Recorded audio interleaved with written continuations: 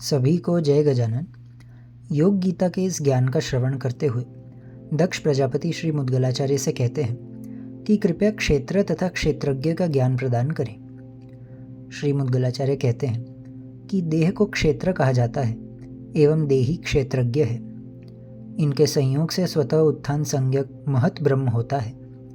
पंच महाभूत, तन्मात्रा, ज्ञानेन्द्रियाँ, कर्मेंद्रियाँ, वायु, देवता, इंद्रियों की अवस्था, द्वेष, इच्छा, धैर्य, अव्यक्त चेतना, दुख, सुख, मोहन, चित्त, बुद्धि, स्थूल, सूक्ष्म, कारण, तुर्य, इन सभी के योग द्वारा जो निर्माण होता है उसे क्षेत्र कहा गया है।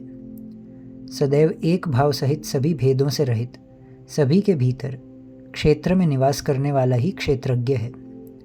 इनके योग से दृश्य अदृश्य विवर्जित तथा दृश्य अदृश्यमय पूर्ण बोध रूप परब्रह्म होता है। स्थूल, सूक्ष्म, सम एवं आत्मा नामक माया क्षेत्रज्ञ को मोहित करके स्वाधीन करते हैं। इसके कारण व्यर्थ ही स्वयं को देह समझते हुए जीव क्षेत्र के भोग हेतु अनेक कार्य करता हुआ अहम तथा ममात्मक भ्रम में त्रिगुणों में भ्रमित होता रहता है। इसके पश्चात वह तमोगुण का त्याग करके रजोगुण धारण करता है, फिर राजस का त्याग करके सात्विक होता है और उसके पश्चात तुर्य का आश्रय लेकर भगवान श्री गणेश का भजन करता है। सर्वत्र व्याप्त पंचम तत्व को साध्य करके मनुष्य ब्रह्मीभूत होता है। जो कर्म केवल देह के भोग के लिए तथा उदर भरने हेतु किए जाते हैं वे तामस होते हैं। इनसे नरक की प्राप्ति होती है। इसके परिणाम स्वरूप जीव नीच योनियों में प्रवेश करता है और अनेक दोषों से युक्त होता है। अतः तमोगुण का त्याग करके धर्मानुसार धैर्य धारण करना चाहिए। जो कर्म भोग की इच्छा से तथा धर्मयुक्त किए जाते हैं वे राजस होते हैं। ऐसा मनुष्य स्वर्ग में भोग भोग कर पुनः पृथ्वी पर जन्म लेता है तथा जन्म मृत्यु के चक्र में फंसता है। इस अवस्था में उच्च अथवा नीच योनियां संभव है, किंतु यह सभी जन्म मृत्यु प्रदायक ही है। राजस मनुष्य को नरक की प्राप्ति नहीं होती, वह यहीं सुख एवं दुख भोगता है। जो भी कर्म स्वधर्म के अनुसार ब्रह्मार्पण भाव से किए जाते हैं उन्हें सात्विक कहा जाता है। शुक्ल गति का आश्रय लेते हुए मोक्ष की प्राप्ति हेतु मानव सत्व गुण से युक्त होता है। जब चित्त रसहीन स्वरूप में देह से संलग्न होता है तब तुरीय संज्ञक श्रेष्ठ कर्म होते हैं।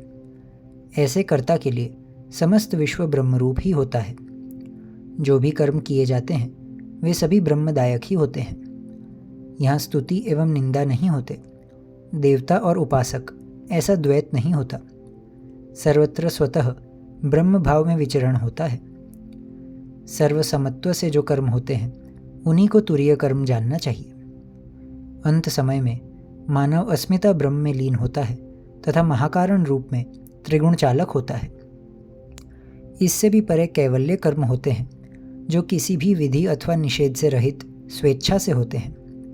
इन कर्मों में देह करता है तथा तुरीय प्रेरक है।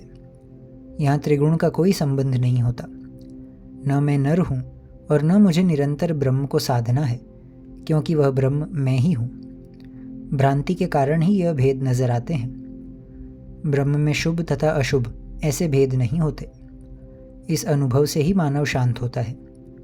केवल ब्रह्म का रस धारण करके जीवात्मा स्वयं को देह भ्रांति से रहित करते हुए योगींद्र होता है तथा सोहम परायण होता है। श्री मुद्गलाचार्य कहते हैं कि मैंने यह समस्त क्षेत्र एवं क्षेत्रज्ञ के विषय में तुमसे कहा है।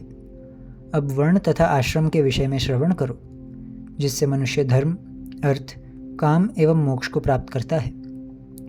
चित्त एवं इंद्रियों को वश में करके तप का आचरण करने वाला, पवित्र, श्रुति स्मृति के ज्ञान से संपन्न, जो कभी भी वेदों के आधार को छोड़कर कार्य नहीं करता तथा सदैव ब्रह्मपरायण होता है, उसे ब्राह्मण कहते हैं। शौर्य, दक्षता, युद्ध में वीरता का प्रदर्शन, शरणागत की रक्षा करने वाला, धैर्यवान मनुष्य क्षत्रिय कहा जाता है।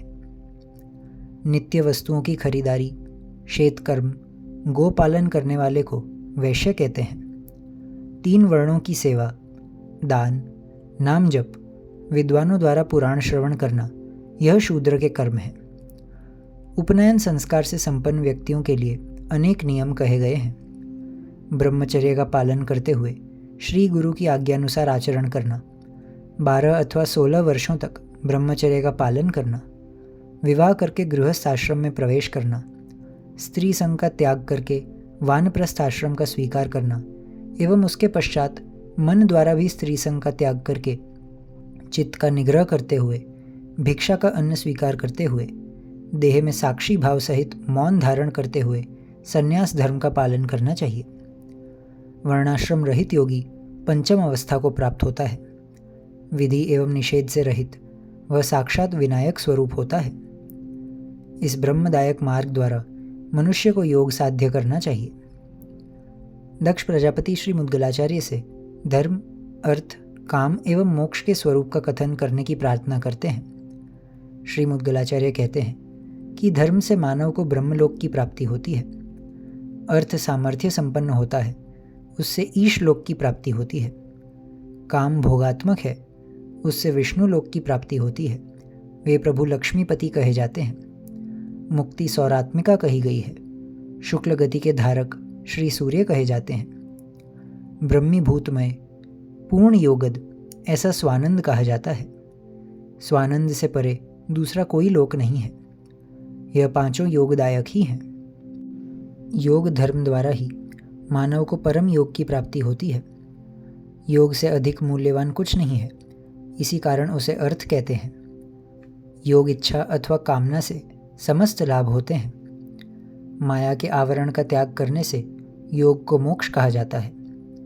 जो योगी ब्रह्म में ब्रह्मीभूत होकर रहता है उसे ब्रह्मयोग कहते हैं। धर्म, अर्थ, काम, मोक्ष इन चारों अवस्थाओं को मायामय ही कहा गया है। पांचवी अवस्था ब्रह्मीभूत कही जाती है। जो ब्रह्म में ब्रह्मीभूत है उसी को योगी कहते हैं। ब्रह्म के अतिरिक्त अन्य स्थानों में आसक्त मनुष्य को कभी भी योगी नहीं कहा जाता। इसके पश्चात श्री मुद्गलाचार्य क्या ज्ञान प्रदान करते हैं यह हम अगले वीडियो में जानेंगे। तब तक के लिए आप सब आनंद में रहें और एक बार फिर से जय गजानन।